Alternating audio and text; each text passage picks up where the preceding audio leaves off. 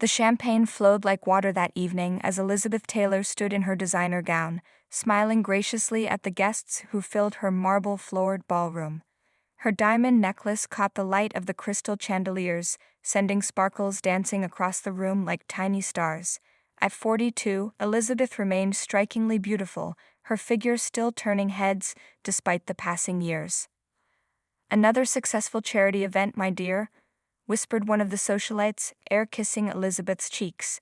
"You truly know how to bring out the checkbooks." Elizabeth nodded politely, her eyes scanning the crowd for her husband. James was supposed to have arrived an hour ago. His absence at their annual charity gala was becoming noticeable, with guests asking about him with increasing frequency. She maintained her practiced smile, making excuses about an important business meeting. The truth was, James had been absent more than present these past few months. Their 10-year marriage had cooled significantly, with James spending most nights in his downtown office claiming work pressures. Elizabeth had tried to ignore the whispers among her social circle, the pitying glances from friends who seemed to know something she didn't. After the last guest departed, Elizabeth kicked off her painful heels and poured herself another glass of champagne. The house felt enormous and empty without the crowd. Their staff had been given the night off after serving at the gala, leaving her truly alone in the 20-room mansion. The clock struck midnight when she heard the front door open. James' footsteps echoed through the marble entryway, his keys landing with a clatter on the side table. "You missed the entire event," Elizabeth said, not bothering to hide her disappointment. "The mayor asked about you 3 times. James loosened his tie, not meeting her eyes. He looked tired, his once handsome face now lined with stress and something else. Guilt, perhaps. "We need to talk, Liz." The tone in his voice sent a chill through her body. Elizabeth set down her glass, suddenly very sober. "What's happened?" "The company is gone," he said flatly. "Everything's gone." Elizabeth stared at him, not comprehending. James' investment firm managed billions in assets. It couldn't simply be gone. "There's going to be an investigation," he continued, pouring himself a whiskey with shaking hands. "Fraud allegations. The accounts are frozen. All of them." "Our personal accounts too?" Elizabeth's voice rose in pitch. James nodded grimly. "Everything is tied to the company. The house, the cars, it's all going to be seized." Elizabeth felt the room spin slightly. "But we have savings, investments elsewhere." "No, we don't." James downed his drink in one gulp. "I've been trying to cover losses for months. There's nothing left." The realization hit her with physical force. "You've been lying to me." James didn't deny it. Instead, he reached into his pocket and placed a small stack of papers on the marble countertop. "There's something else. I want a divorce." Elizabeth felt her knees weaken. She gripped the kitchen island to steady herself. "A divorce? Now? When we're about to face all this together?" James finally looked at her, his eyes cold. "There is no we anymore, Liz. I'm leaving tonight." "Where will you go? Where will I go?" Her voice sounded strange to her own ears. "I've made arrangements for myself." He wouldn't meet her eyes. "You have 3 days before they come for the house." As the truth dawned on her, Elizabeth felt rage building inside her chest. "There's someone else, isn't there?" His silence was confirmation enough. "Who is she?" Elizabeth demanded, her hands shaking. "Does it matter?" James asked, already walking toward the door. "It's over, Liz. The life we had is over." Elizabeth followed him to the entryway, her body moving on autopilot. 10 years of marriage and you're walking out on me when I need you most." James paused at the door, his back to her. For a moment, she thought he might turn around, might show some remnant of the man she'd fallen in love with. Instead, he simply said, "I'm sorry it ended this way," and closed the door behind him. Elizabeth stood frozen in the massive foyer, the sound of his car engine fading into the distance. In the span of 15 minutes, she had lost her husband, her wealth, her home, and her identity. Tomorrow, the news would break. The calls from so-called friends would start. The invitations would stop. She sank to the cold marble floor, her expensive gown pooling around her like spilled wine, and did something she hadn't done in years. She wept without restraint, mourning the death of the life she had known, with no idea how to begin the one waiting for her on the other side of those 3 days. 3 months later, Elizabeth stood at the bus stop, clutching her worn handbag as the rain soaked through her thin jacket. Her new apartment, if one could call the tiny studio that waited for her 10 blocks away, but even the bus fare had become a careful calculation in her new life. A sleek black car splashed muddy water onto her shoes as it passed, adding insult to injury. Elizabeth sighed, remembering when she had been the one in the back seat, oblivious to pedestrians. Those days were long gone. The newspaper ad had seemed straightforward enough.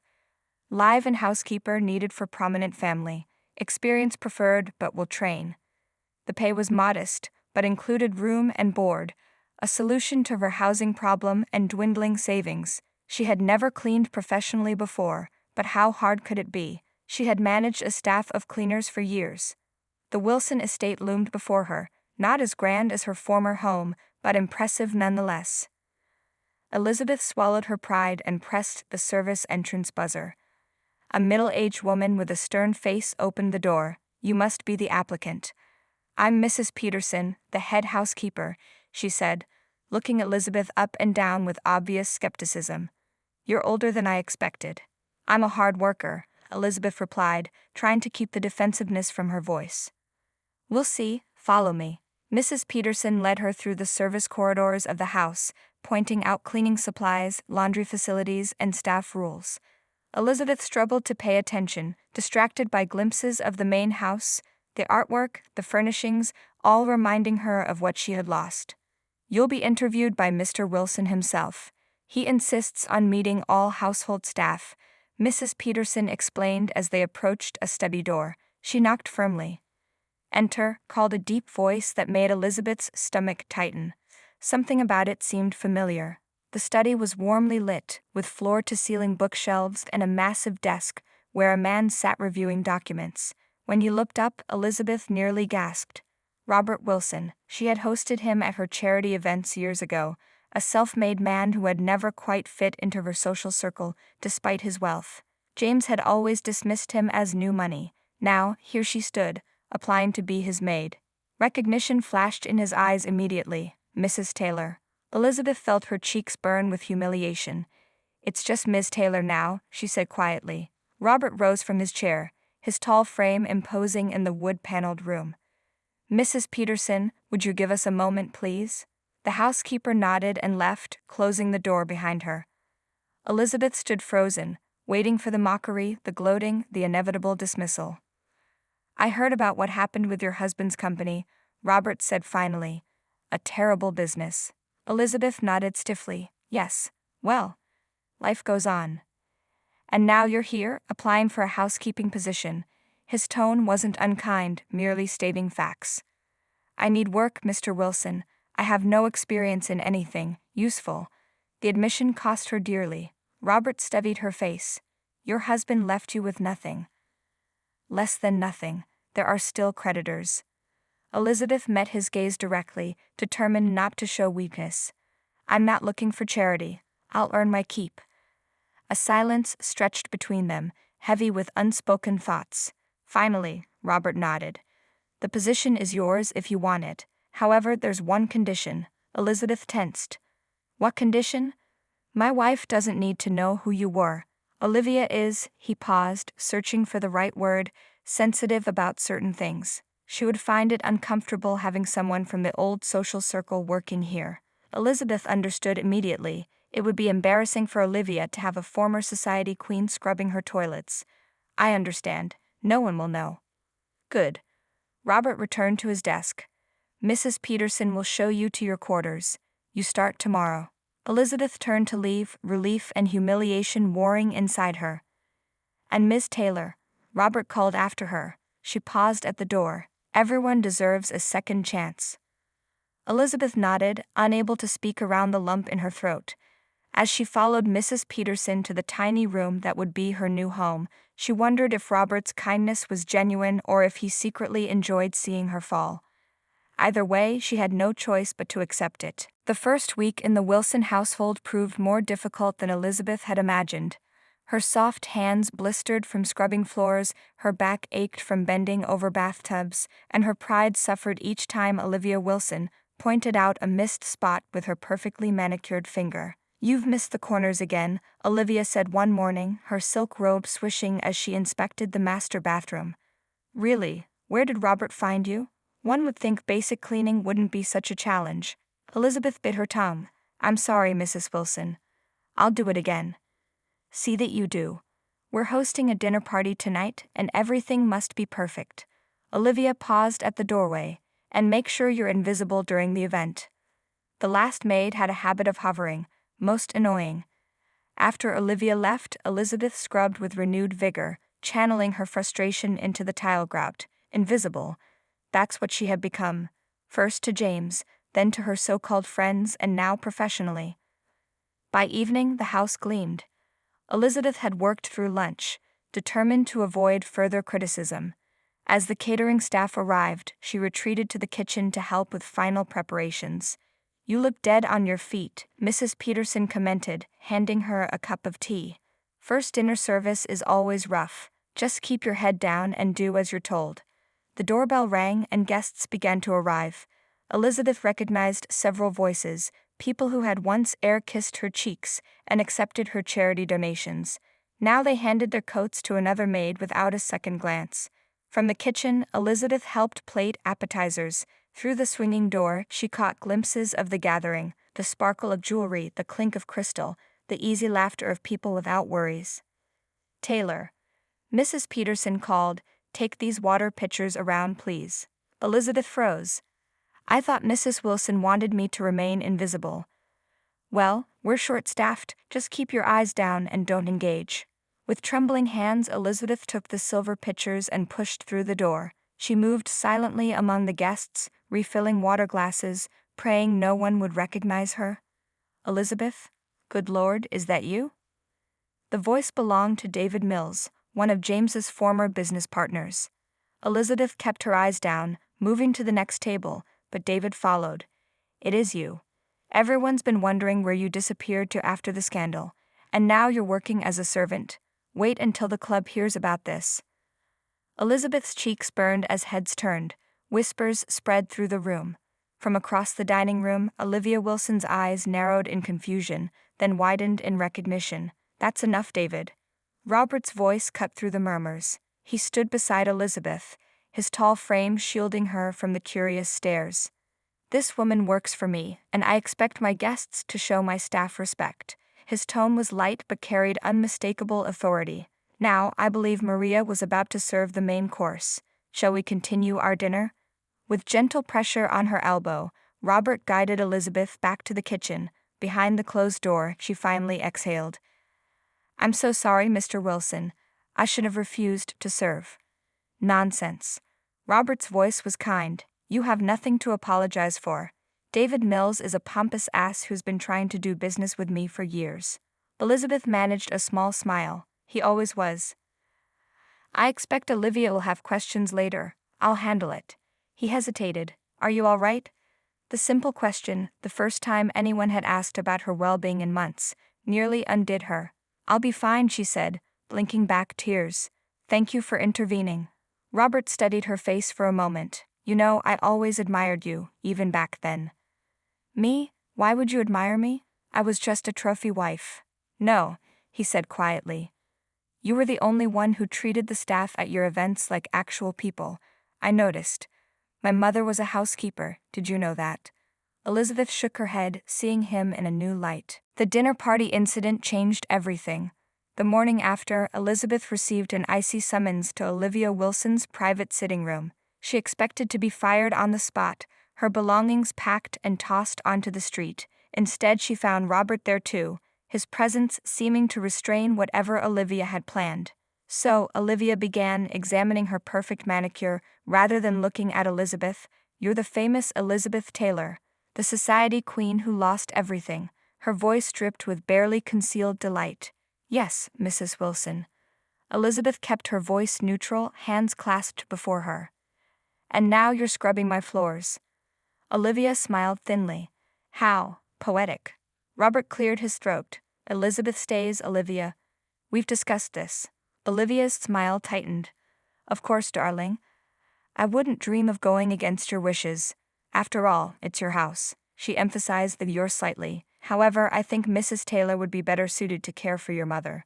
The nurse just quit, and your mother needs a companion. Elizabeth caught Robert's eye, surprised. His elderly mother lived in the East Wing, largely bedridden after a stroke. The position would be a reprieve from Olivia's constant criticism. If Miss Taylor agrees, Robert said carefully. I do, Elizabeth replied quickly before Olivia could change her mind. Excellent. Olivia rose gracefully. Robert's mother is quite difficult. You two should get along splendidly. With that parting shot, she glided from the room. Robert sighed once the door closed. I apologize for my wife. There's no need, Elizabeth said. This arrangement actually suits me. Mother can be challenging, he warned. The stroke affected her filter. She says whatever comes to mind. Elizabeth smiled genuinely for the first time in weeks. After a decade in high society, I'm used to brutal honesty disguised as concern. Robert laughed, a warm sound that made something flutter in Elizabeth's chest. You'll start today, then. Margaret Wilson's room was bright and airy, with medical equipment tastefully disguised among elegant furnishings. The old woman sat up in bed, her white hair neatly coiffed, a book resting in her lap. Who are you?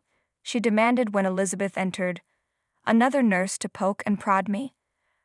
I'm Elizabeth. I'll be taking care of you from now on. Margaret squinted at her. You don't look like a nurse. Stand closer, girl. My eyes aren't what they were. Elizabeth approached, feeling herself being scrutinized. Humph. Too pretty to be a nurse. Too old to be a silly girl looking for easy work. Margaret's eyes narrowed. What's your story?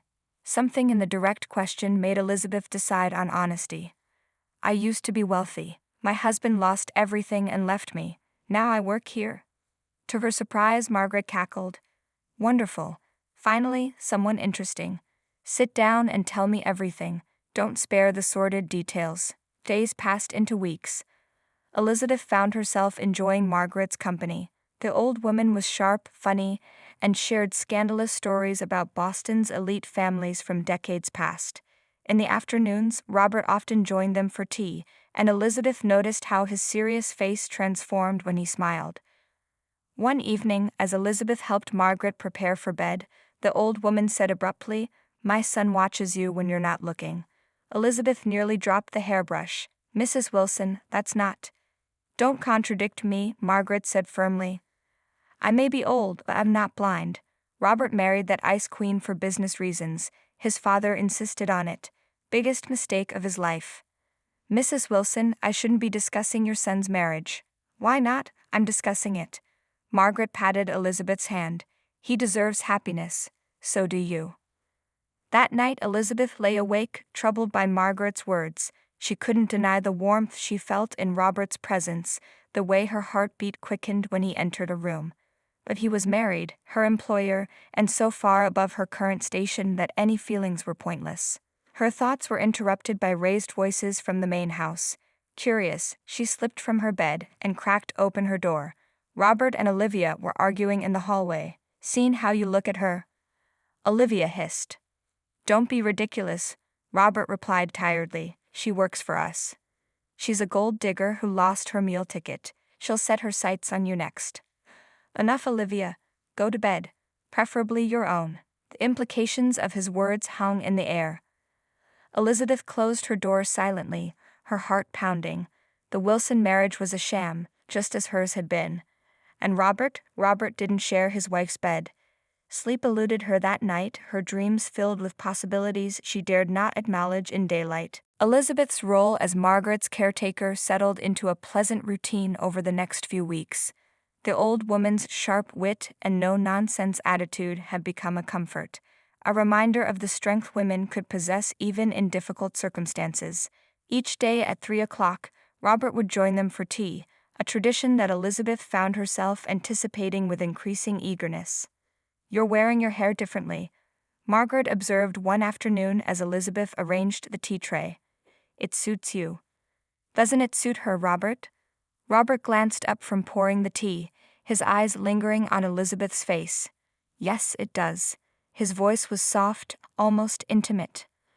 Elizabeth felt her cheeks warm. She had spent extra time pinning her hair that morning, though she tried to convince herself it was simply for her own morale. "Mother, don't embarrass Elizabeth," Robert said, but his eyes conveyed something different. Margaret cackled. "At my age, embarrassing people is one of the few pleasures left." Their comfortable moment was shattered when the door swung open without warning. Olivia stood there, perfectly dressed in a designer suit, her face a mask of controlled anger. "Robert, we need to discuss the Harrington deal. Now." Her gaze swept over the room, lingering coldly on Elizabeth. "I didn't realize you were having another tea party with the help." "Olivia," Robert said, his voice carrying a warning. "Mother enjoys Elizabeth's company." "I'm sure she does. Everyone seems to be enjoying Elizabeth's company these days." Her smile didn't reach her eyes. "But business can't wait for tea, darling." Robert squeezed his mother's hand. "We'll continue tomorrow, Mother." He followed Olivia out, his shoulders tense. "That woman," Margaret muttered after they left, "cold as ice and twice as brittle." Elizabeth busied herself clearing the tea things. "It's not my place to comment on Mrs. Wilson's character." "Nonsense. You're my companion and I choose what we discuss." Margaret adjusted her blanket. "Their marriage was arranged, you know. An old-fashioned business merger between families. Olivia's father bailed out Wilson Industries during a rough patch, and my poor son was the collateral." "I shouldn't be hearing this," Elizabeth protested weakly, though curiosity burned within her.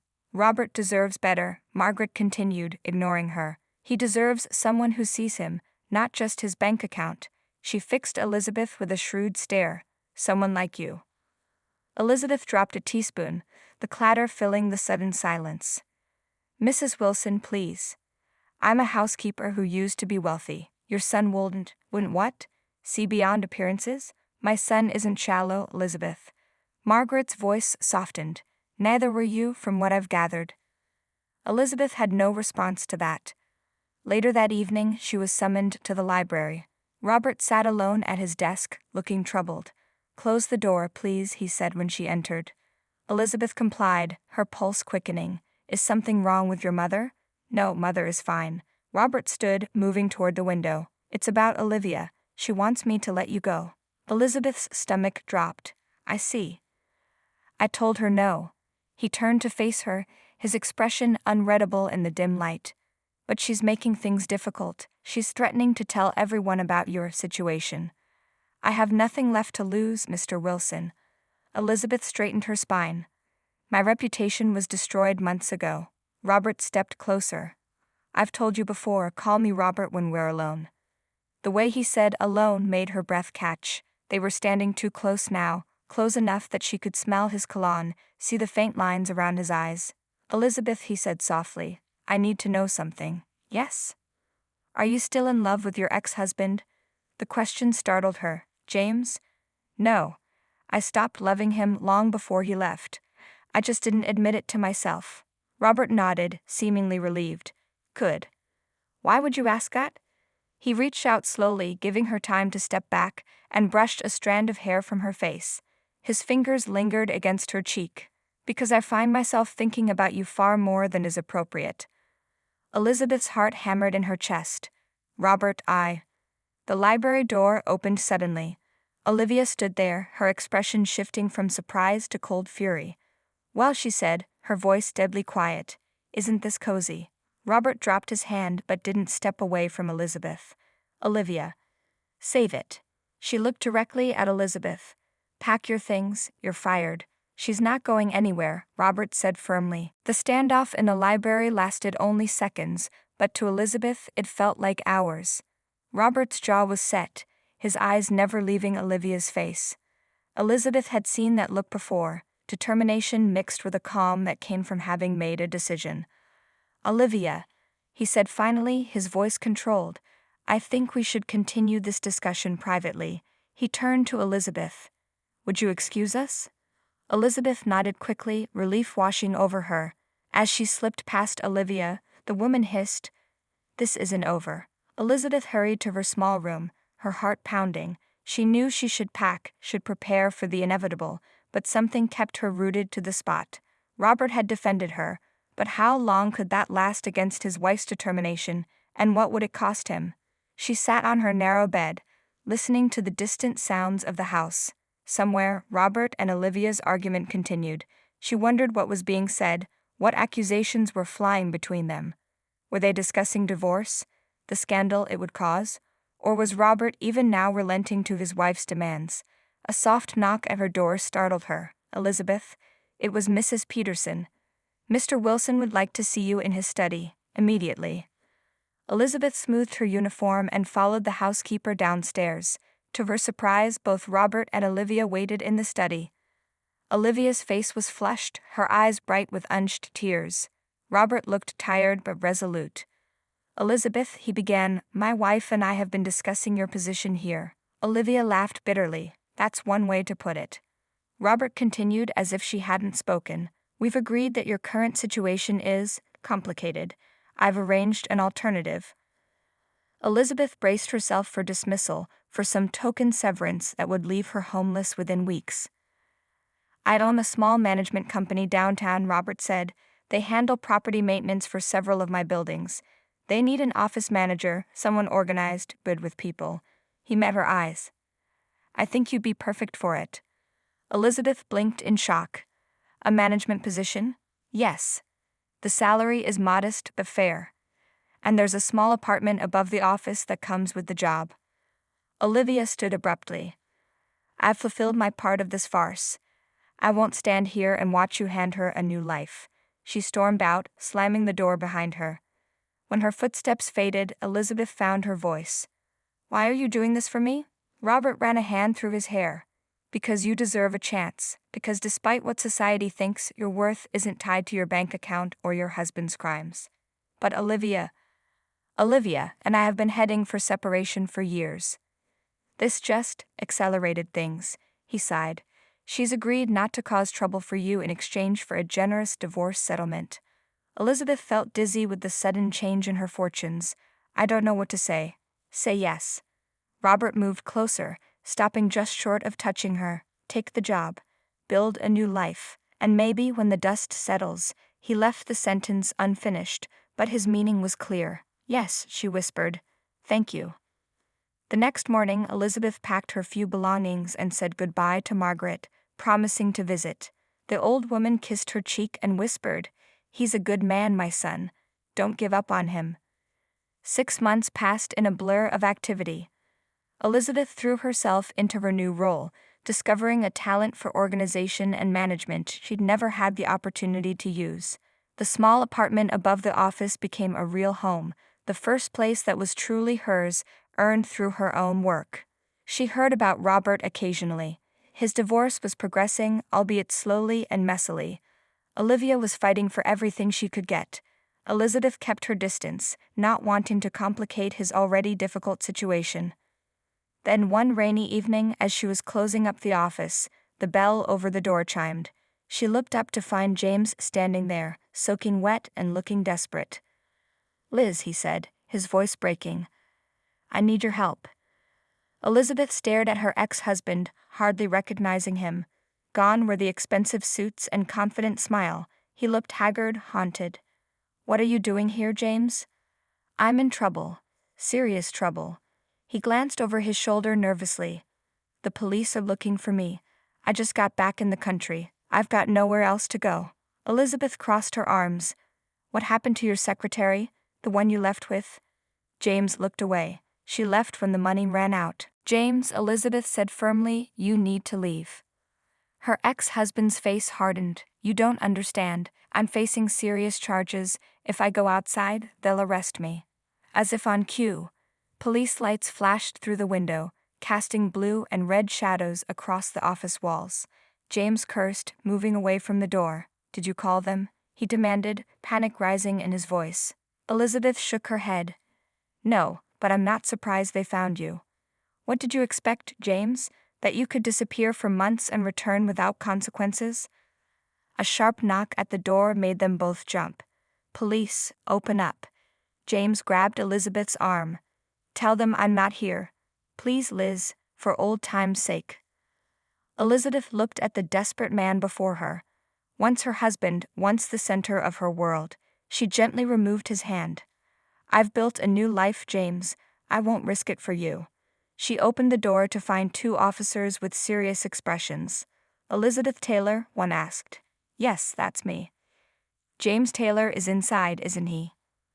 The officer's hand rested on his holster. "We've been tracking his movements since he entered the country." Elizabeth stepped aside. "He's here." What followed happened quickly: James in handcuffs, his accusations of betrayal, the officers explaining charges of international fraud and money laundering. Through it all, Elizabeth stood quietly, feeling a weight lifting from her shoulders with each passing moment. After the police car drove away, she locked up the office with trembling hands. Her past was truly behind her now. The next morning brought unexpected news. A lawyer called explaining that a distant aunt had passed away, leaving Elizabeth a modest inheritance, not enough to return to her former lifestyle, but sufficient to provide security and independence. The timing seemed like a cosmic joke, or perhaps a reward for finally closing the door on her old life. 2 weeks later, Elizabeth was reviewing property maintenance reports when her office door opened. Robert stood there, looking more relaxed than she had ever seen him. "Robert," she breathed, rising to her feet. "Elizabeth." He stepped inside, closing the door behind him. "You look well." "So do you." And he did. The lines of stress around his eyes had softened, his posture more relaxed. "The divorce is final," he said without preamble. "Signed yesterday." Elizabeth's heart skipped. "I heard about James being arrested." "Are you all right?" "Yes. Actually, I feel free for the first time in years." He moved closer. "I've missed you." "I've missed you too." The admission came easily, naturally. "I wanted to give you space. Time to build your life without complications." Elizabeth smiled. "I appreciate that. But I've had enough space, I think." Robert reached for her hand, his touch sending warmth through her body. "I read about your inheritance. Congratulations." "Thank you." She hesitated. "I'm thinking about opening my own property management company, actually. I've learned a lot these past months." "That's wonderful. You'd be excellent at it." His thumb traced circles on her palm. "Would you have dinner with me tonight? Not as your former employer. Just as a man who hasn't been able to stop thinking about you." Elizabeth felt a flutter of joy, pure and uncomplicated. "I'd like that very much." 6 months later, Elizabeth stood in a simple cream dress beside a justice of the peace, Robert's hands holding hers as they exchanged vows. Margaret watched from her wheelchair, beaming with approval. There were no society photographers, no elaborate reception, no guests who attended only for appearance's sake. That evening in the cozy house they had chosen together, neither as grand as her former mansion nor as imposing as the Wilson estate, Robert drew her into his arms. "Happy?" he asked, his lips brushing her temple. "More than I ever was when I was rich," she answered truthfully. "You know," he murmured, "I fell in love with you years ago, at one of your charity galas. You showed me to the kitchen when I mentioned I was thirsty. Didn't just call a waiter. You spoke to the staff like equals. I knew then you were different." Elizabeth smiled at the memory. "I never imagined that journey would lead me here, through losing everything to find what really matters." "And what matters?" Robert asked, drawing her closer. "This," Elizabeth whispered, rising on tiptoes to kiss him. "Just this." In the warmth of their embrace, Elizabeth reflected on the strange path that had brought her here. From wealthy wife to destitute maid to independent businesswoman to beloved partner, each step necessary, each hardship a gift in disguise. She had lost a life built on appearances and gained one founded on truth. As Robert's arms tightened around her, she knew with absolute certainty that she wouldn't change a single step of the journey.